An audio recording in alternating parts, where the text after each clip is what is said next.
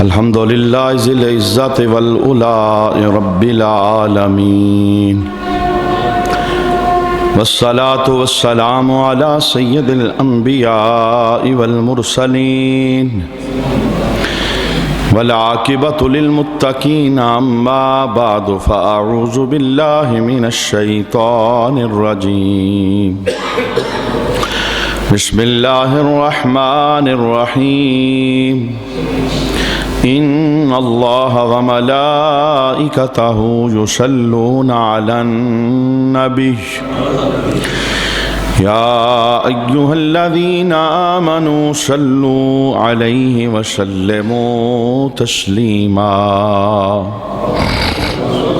اللہم صل علی سیدنا و مولانا محمد وعلی آل سیدنا و مولانا محمد وبارک وسلم وصل علیہ الصلاۃ والسلام علیک یا سیدی یا رسول اللہ الصلاۃ والسلام علیک یا سیدی یا حبیب اللہ الصلاۃ والسلام علیک یا سیدی یا شفیع المذنبین وعلى آلك واصحابك يا سيدي يا رحمة للعالمين بعد از حمد و صلاة لائق عزت و تکریم جمیع احباب سمین الوقار، درود و سلام کے عنوان پر ہماری گفتگو جاری تھی۔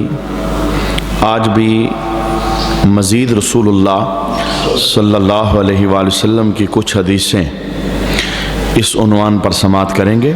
اللہ کریم ہمیں کثرت سے اپنے محبوب کی ذات پہ درود و سلام پڑھنا نصیب فرمائے اور یہ بات ہماری عادت میں پختہ ہو جائے، ہر چڑھتے سورج کے ساتھ ہم اپنے نبی کے دربار کے اندر درود و سلام کے نذرانے پیش کریں۔ مسلمانوں کی آپس میں ملاقات ہوتی ہے بارہا، دن میں کئی مرتبہ، تو رسول اللہ صلی اللہ علیہ وآلہ وسلم نے ملاقات کے دوران درود کی ایک فضیلت بیان فرمائی۔ آقا حضور رحمت عالم صلی اللہ علیہ وآلہ وسلم کی حدیث کو حضرت انس رضی اللہ تعالی عنہ آپ روایت کرتے ہیں، رسول اللہ صلی اللہ علیہ وآلہ وسلم نے ارشاد فرمایا ما من عبدین متحابین فی اللہ یستقبل احدہما صاحبہ۔ میرے محبوب کریم علیہ السلام ارشاد فرماتے ہیں کہ جب دو بندے اللہ کی خاطر محبت رکھنے والے آپس میں ایک دوسرے سے ملاقات کرتے ہیں، کلمہ پڑھنے والے مسلمان اللہ کی خاطر ایک دوسرے کے ساتھ محبت اور پیار رکھنے والے، یہ آپس میں ایک دوسرے سے ان کی ملاقات ہوتی ہے، فَيُصَافِحَهُ، باہم یہ مصافحہ کرتے ہیں ایک دوسرے کے ساتھ، پھر کیا ہے وَيُصَلِّيَ عَلَى النَّبِيِّ صلی اللہ علیہ وآلہ وسلم، اس کے بعد نبی کریم کی ذات پر درود پڑھتے ہیں۔ ایک دوسرے سے ملاقات کے بعد مصافحہ، اور مصافحہ کے بعد آقا حضور رحمت عالم صلی اللہ علیہ وآلہ وسلم کی ذات والا شان پر درود و سلام پڑھتے ہیں۔ محبوب فرماتے ہیں الا لم یتفرقا حتی تغفر ذنوبہما ما تقدم منہا وما تأخر، فرمایا ان کے ہاتھ جدا ہونے سے پہلے اللہ ان کے اگلے پچھلے سارے گناہ معاف فرما دیتا ہے۔ یعنی ملاقات کے دوران اگر نام محمد صلی اللہ علیہ وآلہ وسلم درمیان میں آ جائے، ملاقات وہ جو اللہ کی خاطر ہو، یعنی آپس میں محبت، آپس میں پیار، رب کی رضا کی خاطر ہو، ایک دوسرے کے ساتھ ملنا، دو ایسے مسلمان جو اللہ کی خاطر ایک دوسرے کے ساتھ ملاقات کرتے ہیں، مصافحہ کرتے ہیں اور اس کے بعد رسول اللہ پر درود پڑھتے ہیں، تو نبی کریم علیہ السلام فرماتے ہیں کہ ان کے ہاتھ بعد میں جدا ہوتے ہیں، اللہ ان کے گناہوں کو پہلے معاف فرما دیتا ہے۔ تو جس طرح سلام کرنا یہ ہمیں ذہن میں رکھنا چاہیے، تو ایسے ہی سلام کے ساتھ درود پڑھنا یہ بھی ہمیں ذہن میں رکھنا چاہیے اور اسے اپنی عادت کے اندر شامل کرنا چاہیے۔ بارہا دن کے اندر ایسے مواقع ہمیں میسر آ سکتے ہیں کہ ہم اپنے گناہوں کی معافی کے لیے اللہ کے دربار کے اندر عرضی پیش کر سکتے ہیں، اور گناہوں کی معافی کے لیے جو سب سے بڑا وظیفہ ہے وہ ہے نام محمد صلی اللہ علیہ وآلہ وسلم۔ بندہ جب درود پڑھتا ہے تو اللہ کی رحمتیں چھما چھم برستی ہیں، اور درود پر مختلف مواقع کے اعتبار سے اللہ تعالیٰ بندوں پر مختلف انوار کی بارشیں عطا فرماتا ہے۔ اچھا، ہر نشست کے اندر ہم درود کے فگر سماعت کرتے ہیں۔ 100 بار درود پڑھو تو یہ ملے گا، 200 بار پڑھو تو یہ ملے گا، 500 بار پڑھو تو یہ ملے گا، 1000 بار روز درود پڑھو تو یہ ملے گا۔ یعنی یہ ہے پابندی، استقامت، یہ کام ہر روز کرنا ہے، ڈیلی، زندگی میں ایک بار نہیں بلکہ اپنی روٹین کے اندر اسے شامل کرنا ہے۔ آج میں 2 حدیثیں اس عنوان پر آپ کے سامنے پیش کرنا چاہتا ہوں کہ جس مسلمان کی یہ عادت بن جائے کہ وہ ہر روز 100 مرتبہ اپنے نبی پر درود و سلام کا وظیفہ پختہ کر لے، 100 مرتبہ، اس کے لیے اتنا زیادہ وقت درکار نہیں ہے، 10 سے 12 منٹ میں یہ وظیفہ مکمل توجہ کے ساتھ بندہ ادا کر سکتا ہے۔ فجر کی نماز کے بعد مسجد سے نکلتے ہوئے گھر تک جاتے ہوئے اس وظیفے کو پڑھا جا سکتا ہے۔ خالی یہ ہے کہ توجہ کی ضرورت ہے، توجہ رہے گی تو رسول اللہ کے ساتھ وابستگی بھی مضبوط ہوگی اور دل بھی نبی کریم کے ساتھ جڑا رہے گا، اور اس وظیفے کی برکات بھی اللہ ہمیں عطا فرمائے گا۔ اچھا، پہلی حدیث سماعت کریں۔ حضرت انس بن مالک رضی اللہ تعالی عنہ آپ ہی اس حدیث کو بھی روایت کرتے ہیں۔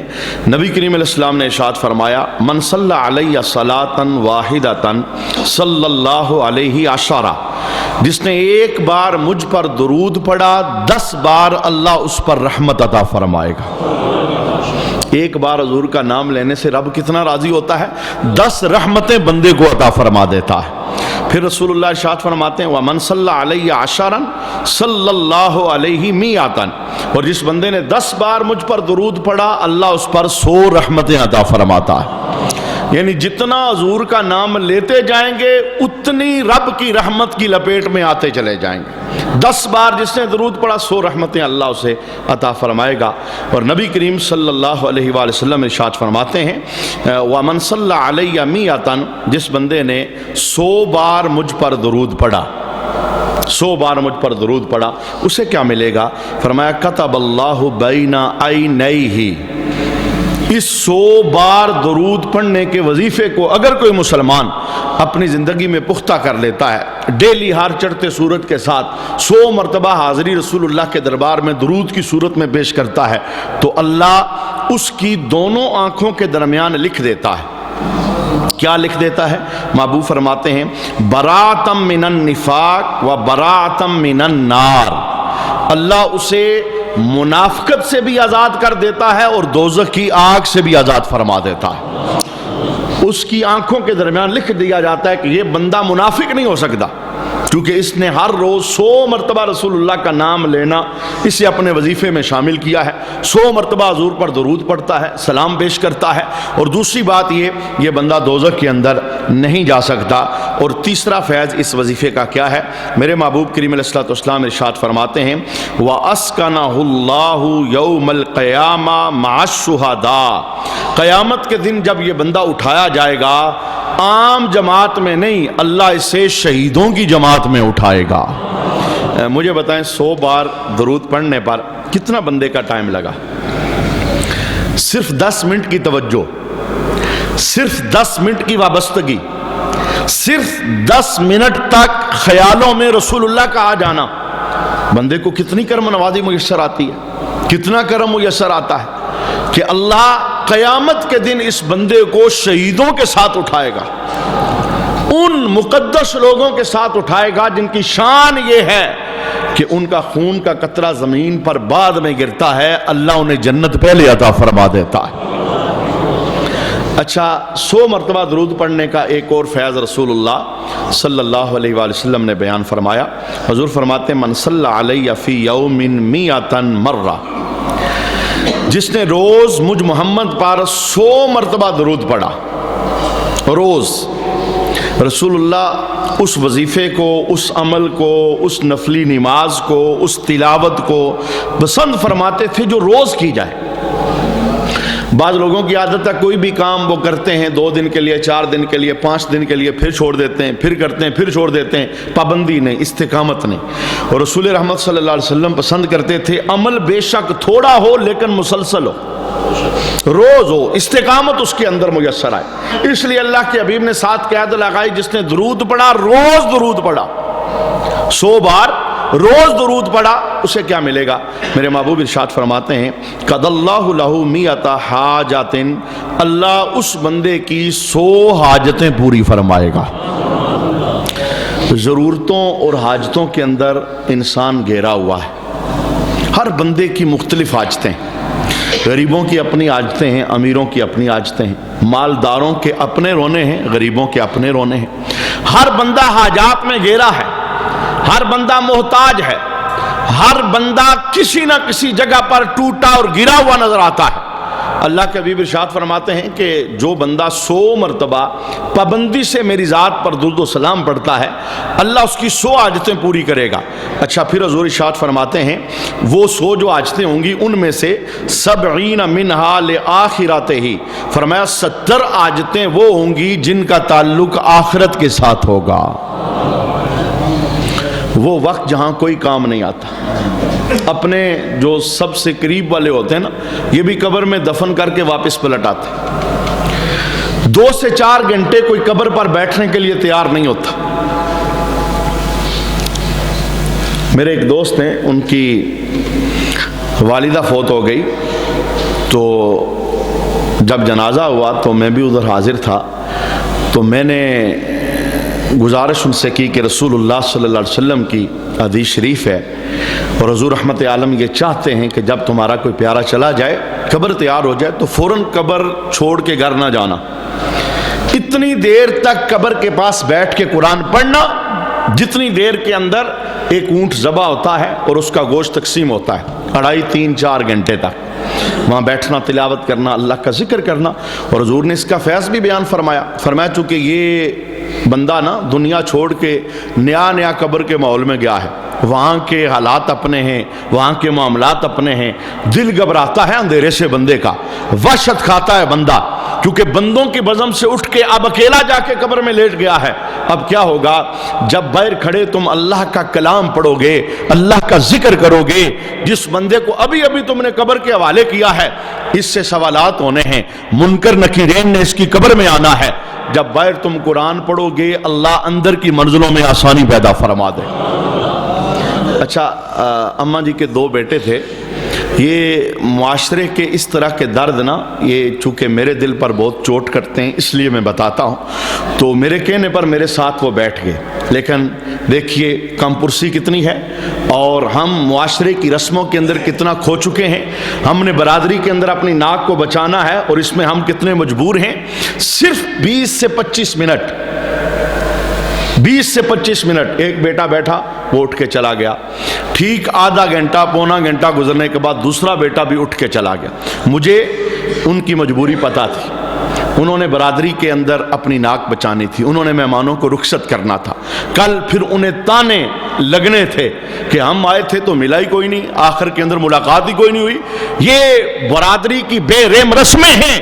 تو میں نے وہاں بیٹھے بیٹھے یہ بات سوچی، میں نے کہا یا رسول اللہ، دوستی تو آپ ہی کی سچی ہے، وہ ماں جس نے 9 مہینے انہیں پیٹ میں اٹھا کے رکھا، منہ کے لقمے ڈالے، سردیوں کی سخت راتوں میں محنتیں مشقتیں کی، اور سب کچھ اپنے بیٹوں کو دیا، آج جب وہ اندھیری قبر میں لیٹی ہے، یہ تو 4 گھنٹے قبر پہ بیٹھنے کے لیے تیار نہیں، ان کے پاس وقت نہیں ہے، یہ بہت مصروف ہے۔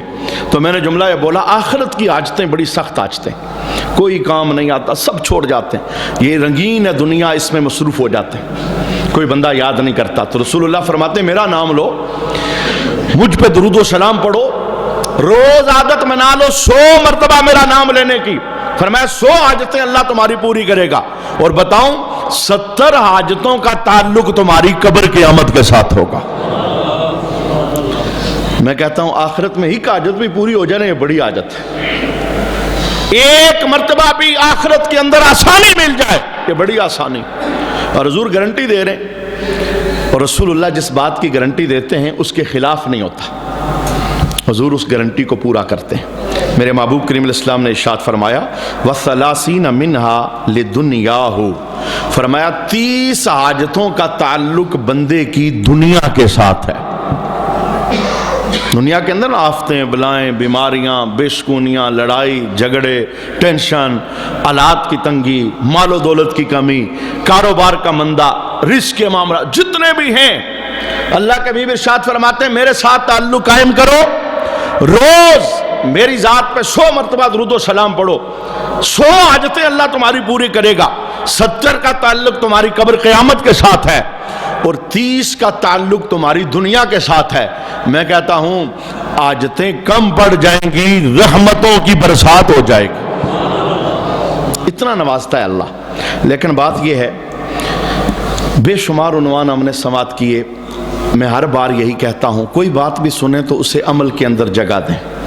یہ خالی کان کا مزہ نہیں ہے، یہ ہماری ضرورت ہے، یہ ہمارا بہت بڑا ہتھیار ہے۔ درود و سلام مسلمان کا بہت بڑا ہتھیار ہے۔ اللہ کے ساتھ، رسول اللہ کے ساتھ بندے کی وابستگی ہو جاتی، اور دوسرے لفظوں کے اندر یہ پہلی سیڑھی ہے۔ اگر کوئی بندہ اس سیڑھی پہ قدم رکھتا ہے نا تو اس سیڑھی کے ذریعے اللہ اگلے رستے اس کے لیے آسان فرماتا ہے، اسے راہ دکھائی جاتی ہے۔ اچھا سنیے، یہ تو میں نے 100 مرتبہ درود پڑھنے کا فیض آپ کے سامنے بیان کیا، جیسے ابھی یہ گفتگو ہو رہی ہے، جب بھی نام محمد صلی اللہ علیہ وآلہ وسلم آتا ہے محبت سے آپ سب کی زبانوں پر درود و سلام جاری ہو جاتا ہے۔ یہ جو ایک بار ہم درود پڑھتے ہیں نا کسی بھی مقام پر، کسی بھی جگہ پر، ذرا اس کا فیض دیکھیں، یعنی نام اگر حضور کا ایک بار ہی لیا جائے، توجہ سے لیا جائے، پیار سے لیا جائے، محبت سے لیا جائے، کیا ملتا ہے۔ اس حدیث کو بھی حضرت انس بن مالک روایت کرتے ہیں، رسول اللہ صلی اللہ علیہ وآلہ وسلم نے ارشاد فرمایا من صلی علی مرۃ واحدۃ، جس بندے نے ایک مرتبہ مجھ پر درود پڑھا، ایک بار میرا نام لیا، اور کیا ہوا، فتقبلت، اور وہ درود قبول ہو گیا، یعنی اس درد سے، اس پیار سے، اس محبت سے، اس طلب سے اس نے پڑھا، اس لگاؤ سے اس نے پڑھا، درود قبول ہو گیا، تو کیا ہوگا؟ حضور فرماتے ہیں محَ اللَّهُ عَنْهُ ذُنُوبَ 80 سَنَةً، اللہ اس مقبول درود کا صدقہ اس بندے کے 80 سال کے گناہ معاف فرما دیتا۔ اور باقاعدہ امام غزالی جیسے محدثین نے اس گتھی کو سلجھایا ہے کہ بندے کی عمر تو 50 سال ہے، 80 سال کے گناہ کیسے معاف ہوں گے؟ بندے کی عمر تو 30 سال ہے، 80 سال کے گناہ کیسے معاف ہوں گے؟ تو آپ نے فرمایا جتنی عمر ہے اس عمر کے گناہ، اور جو اوپر والے بقیہ سال بچتے ہیں ان کے بدلے کے اندر اللہ اس درود پڑھنے والے کو نیکی عطا فرمائے گا۔ کرم ہی کرم ہے رسول اللہ کا نام لینے پر۔ اے کاش ہماری عادت میں یہ بات شامل ہو جائے۔ بہت سی چیزیں ہماری عادت میں، فضول گپ شپ لگانا، سیاسی گپ شپ لگانا، جس بات کا ہماری ذات سے کوئی تعلق نہیں، زبان کے چسکے کے طور پر اسے اپنی زبان کے اوپر لے آنا، یہ بے شمار چیزیں ہماری زندگی میں نا وہ کانٹا بن کر ساتھ چمٹ چکی ہیں۔ تو میں کہتا ہوں اپنی عادت میں درود و سلام اسے داخل کریں، اس پر آپ کو تھوڑی محنت کرنا پڑے گی، توجہ رکھنا پڑے گی۔ رسول رحمت صلی اللہ علیہ وآلہ وسلم کے ساتھ وابستہ ہونے کے لیے بار بار آپ کو یاد رکھنا پڑے گا میں حضور کا امتی ہوں، خالی ہفتے بعد نہیں، خالی مہینے بعد نہیں، خالی میلاد کے دنوں کے اندر نہیں، ہر روز بار بار یہ سبق پکا کرنا ہے کہ میں رسول اللہ کا امتی ہوں، میں حضور کا غلام ہوں، اور مجھ پر یہ لازم ہے کہ جس آقا کا میں غلام ہوں اس آقا پر میں درود و سلام پڑھوں۔ مجھے بتائیں کون بندہ یہ نہیں چاہتا کہ میں جب اللہ سے ملوں تو اللہ مجھ سے راضی ہو؟ ہر بندے کی تمنا ہے نا، رب کے دربار میں میرا جانا ہو، اللہ کی کچہری میں حاضر ہوں، زندگی گزار کے جاؤں، رب سے ملوں، رب راضی ہو جائے، رحمتیں عطا فرمائے، کرم عطا فرمائے۔ سنیے رب کو راضی کرنے کا وظیفہ کیا ہے؟ میرے محبوب کریم علیہ السلام کی اس حدیث کو اما عائشہ صدیقہ رضی اللہ تعالی عنہا آپ روایت کرتی ہیں، رسول اللہ صلی اللہ علیہ وآلہ وسلم نے ارشاد فرمایا، من سرہ ان یلقى اللہ راضیا، فرمایا جو بندہ یہ چاہتا ہے کہ اللہ سے ملے تو اللہ اس سے راضی ہو، ملاقات رب سے ہو، رب اس سے راضی ہو، رب اس پر خوش ہو، رب اسے رحمت دے، جو یہ چاہتا ہے تو رسول اللہ فرماتے ہیں فَلْيُكْسِرْ الصَّلَاةَ عَلَيَّا، مجھ پہ کثرت سے درود پڑھے، جب رب سے ملے گا رب اس سے راضی ہو جائے گا۔ ان لوگوں سے اللہ راضی ہوتا ہے جن کی زبانوں پر اللہ کے محبوب کا نام جاری ہوتا ہے۔ اور آپ حیران ہوں گے، یہ تو 14 صدیاں بیت گئی نا رسول اللہ کو دنیا میں تشریف لائے ہوئے، ابھی کائنات کی ابتدا تھی۔ علامہ نبہانی نے بڑا خوبصورت جملہ لکھا، جب مٹی کے ذریعے جناب آدم کے جسم پاک کو تیار کیا گیا، اللہ نے اپنی قدرت کا اظہار کیا، روح ڈالی گئی، جناب آدم نے آج پہلے دن آنکھ کھولی، اپنے آپ کو جنت کے اندر پایا، تو آپ کی نگاہ اٹھی تو عرش پر آپ کی نگاہ پڑی، تو آپ نے عرش پر لکھا دیکھا نام محمد صلی اللہ علیہ وآلہ وسلم۔ آپ نے جب نام محمد صلی اللہ علیہ وآلہ وسلم دیکھا نا تو فوراً بول پڑے، چونکہ آپ پہلے انسان تھے، آپ سے پہلے کوئی انسان پیدا ہی نہیں ہوا، آپ سے پہلے کوئی دنیا میں آیا ہی نہیں، ابتدا آپ سے ہو رہی ہے، آپ ابو البشر ہیں۔ جب آپ نام محمد دیکھتے ہیں تو اللہ سے پوچھتے ہیں، اے اللہ کیا مجھ سے بھی زیادہ کوئی عزیز ہے؟ تو اللہ جواب دیتا ہے، آدم ہاں، تجھ سے بھی زیادہ کوئی معزز ہے، وہ کون ہے؟ فرمایا وہ محبوب ہے جس کی خاطر میں نے زمین و آسمان بنائے ہیں۔ تیری اولاد میں نبیوں کی صف میں سب سے آخر اس دنیا میں جلوہ گر ہوگا، اور آدم اگر میں محبوب پیدا نہ کرتا، نہ جنت نہ دوزخ نہ زمین آسمان، میں کچھ نہ بناتا، سب کچھ بنایا ہی میں نے سونے محبوب کی خاطر ہے۔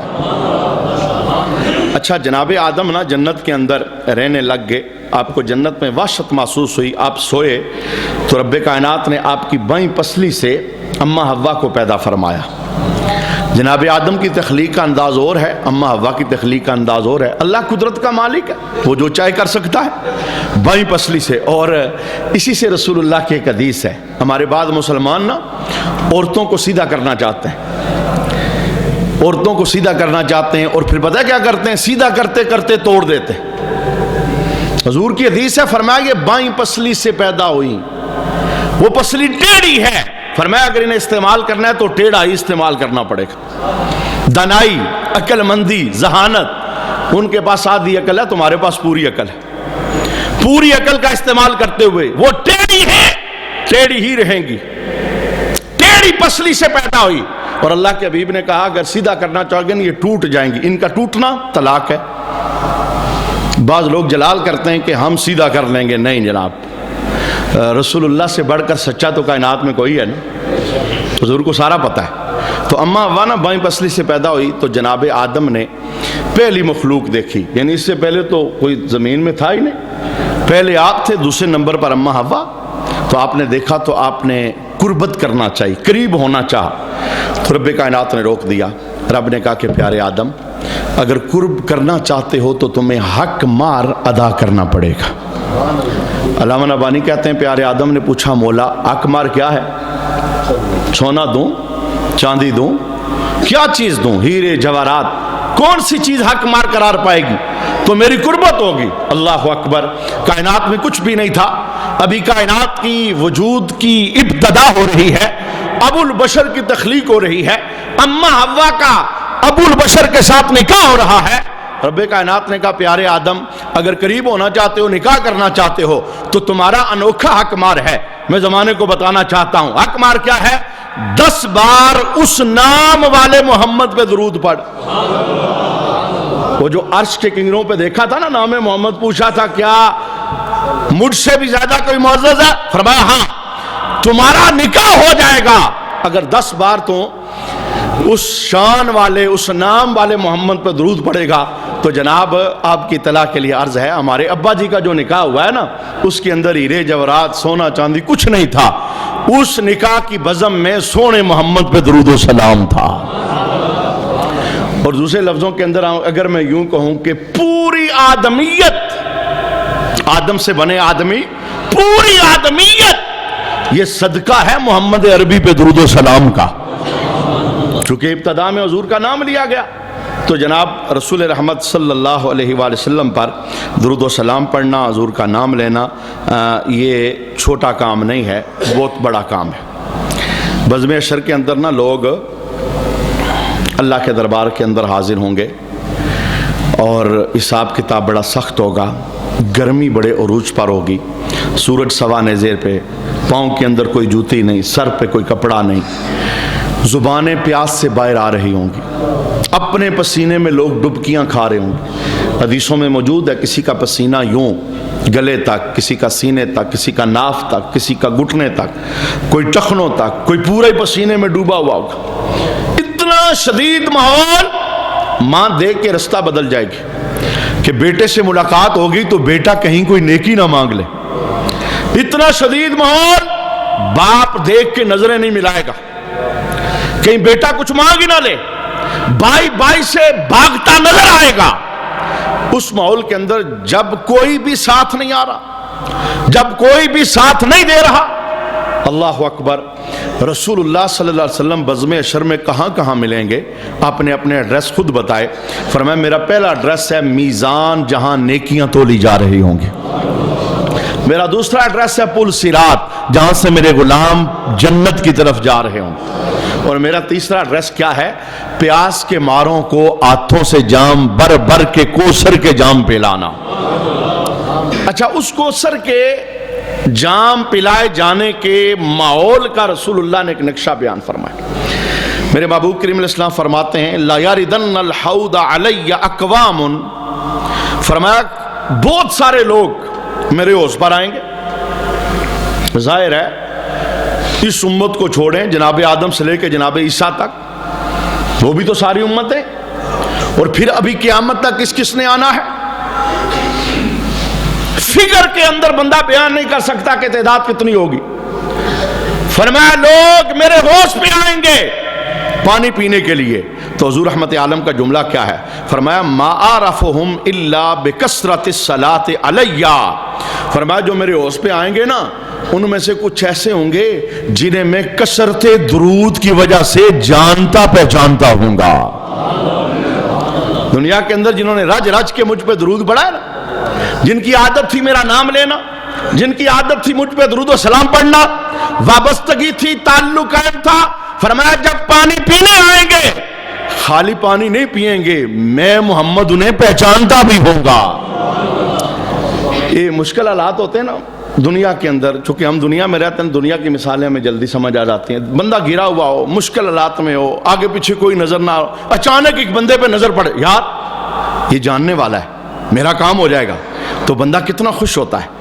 یعنی جیسے نا امیدی کے اندر امید کی کرن نظر آ جاتی ہے، تو بزم عشر میں جہاں کوئی پہچان ہی نہیں رہا، حضور فرماتے ہیں جس نے کثرت سے درود پڑھا میں محمد پہچانوں گا اور پانی بھی پلاؤں گا۔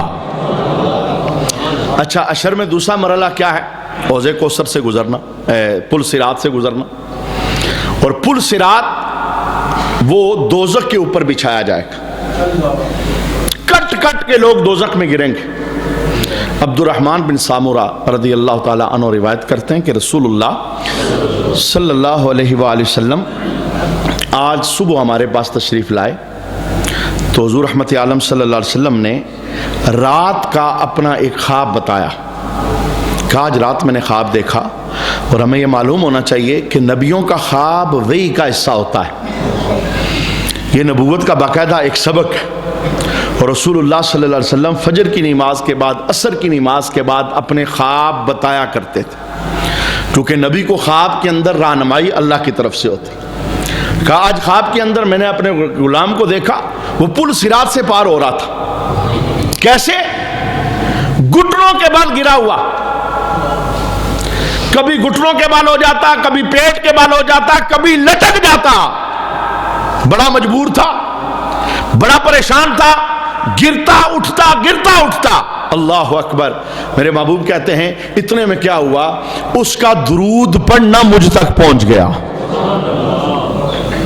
مجھے پتا چلا یہ تو درود والا ہے، اس سے تو دنیا میں کثرت سے مجھ پہ درود پڑا ہے، یہ جا رہا ہے۔ اللہ اکبر، اللہ اکبر۔ میرے محبوب کہتے ہیں جیسے اس کا درود پہنچا نا، میں نے اس کا ہاتھ پکڑا، اسے سیدھا کھڑا کیا، وہ صحیح سالم پور صراط پار کر گیا۔ تو درود و سلام کہاں کہاں کام آتا ہے، کیسے کیسے بندے کی حاجتیں پوری ہوتی ہیں درود و سلام کے ذریعے۔ یہ مجلس ہے جمعہ کا اجتماع، چیلم کی مجلس، میلاد کی مجلس، محفل جہاں مسلمان اللہ رسول کا نام لینے کے لیے اکٹھے ہوتے ہیں۔ اپنی عادت بنائیں، ساتھ والے کو پتہ ہے یا نہیں پتہ، آپ کو تو پتہ ہے کہ حضور کا نام آئے تو محبت سے مسلمان کی زبان پہ درود و سلام جاری ہونا چاہیے۔ اللہ کے حبیب نے نا مجالس کی خوبصورتی کا ایک طریقہ بتایا، محفلیں کیسے سجتی ہیں۔ ایک تو ہے نا جو زیب و زینت ہم کرتے ہیں محفل کے لیے، اور ایک ہے روحانی سجاوٹ محفل کی، وہ کیسے ہوتی۔ میرے محبوب کریم علیہ السلام ارشاد فرماتے ہیں زینوا مجالسکم بالصلاۃ علیہ، فرمایا اپنی محفلوں کو مجھ محمد پہ درود پڑھ کے سجایا کرو۔ یہ گھروں میں نا لوگ محفلیں رکھتے ہیں تو اسپیشلی نا درود کا حصہ ہونا چاہیے۔ ایک تو بار بار ہے نا، کوئی 500 مرتبہ، 1000 مرتبہ، 2000 مرتبہ، 3000 مرتبہ درود پڑھ کے حضور کے لیے تحفہ پیش کرنا، حضور کی بارگاہ میں پیش کرنا۔ فرمایا زینوا مجالسکم بالصلاۃ علیہ، اپنی محفلوں اپنی مجلسوں کو مجھ پر درود پڑھ کے سجایا کرو۔ کیوں؟ حضور فرماتے ہیں فإن صلاتکم علیہ نور لکم یوم القیامہ، اس لیے کہ تمہارا مجھ پر درود پڑھنا قیامت کے دن تمہارے لیے نور ہوگا۔ قیامت کے اندھیروں میں یہ تمہیں راہ دکھائے گا، یہ روشنی کا اہتمام کرے گا، یہ نور کا اہتمام کرے گا، اور اللہ اس درود کے صدقے کے اندر تمہیں برکات عطا فرمائے گا اور رحمت عطا فرمائے گا۔